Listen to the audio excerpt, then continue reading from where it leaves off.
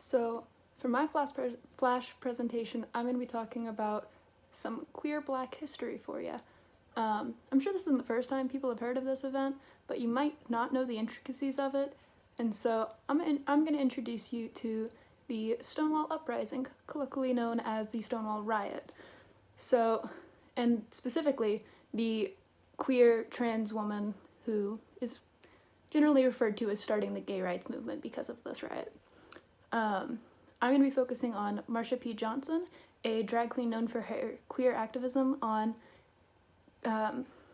Christopher Street in Greenwich Village. So before I tell you all about all of her activism work, let me tell you about her history. She was born in Elizabeth, New Jersey in 1945, and from like age 5, she was wearing like female clothing and presenting herself as female, much to her father's dismay. He would reprimand her, and upon her graduating from high school, she was kicked out, where she then moved to Greenwich Village with nothing but $15 in the clothes on her back. So in Greenwich Village, she had to turn to sex work to basically make any sort of income. That's how she kept herself alive.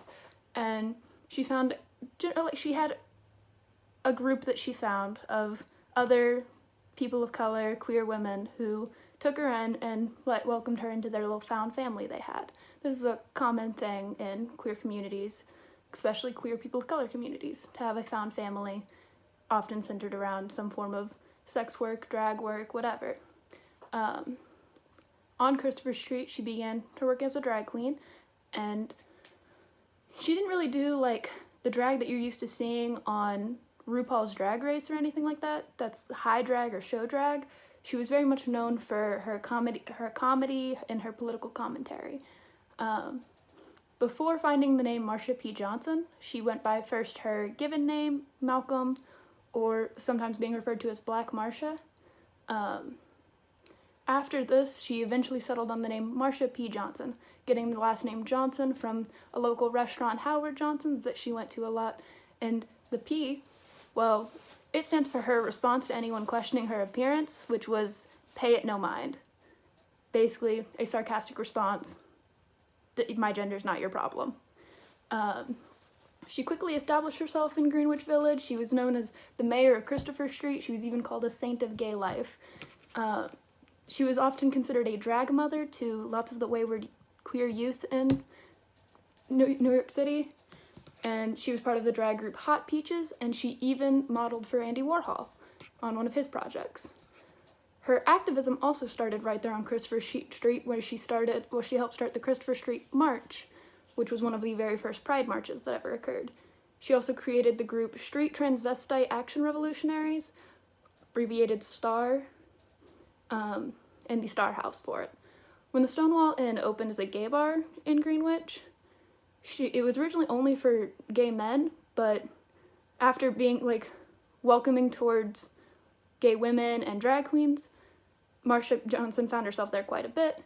She eventually got chances to perform there, but not before NYPD could try and prevent that. They would harass all of the LGBT people that attended Stonewall and went to Stonewall, and eventually, after 2 days in a row of them nonstop visiting and harassing LGBT people, NYPD tried to set Stonewall Inn on fire.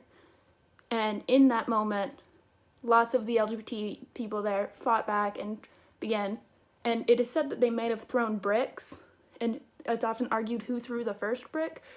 We don't really know if bricks were even thrown or who threw the first brick, but what we do know is Marsha Johnson was there and she was fighting hard.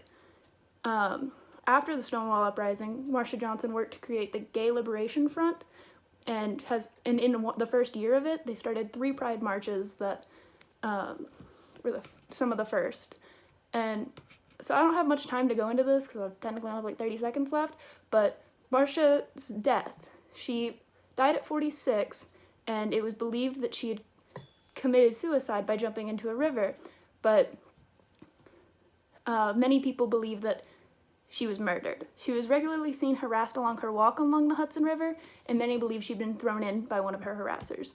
In 2002, the ruling for her death was changed from suicide to undetermined, and then in 2012, the Manhattan District Attorney's Office confirmed that they were reopening the case. So she may not have thrown the first brick at the NYPD, and it may not have been thrown at all, but she did help to start the LGBT rights movement and has inspired many young people of color and LGBT youth to fight for themselves and fight for their rights. She was often referenced during the Black Lives Matter movement over the past summer, and her work is so deeply intertwined, the LGBT rights movement and the civil rights movement, helping young people as they fight for their basic human rights.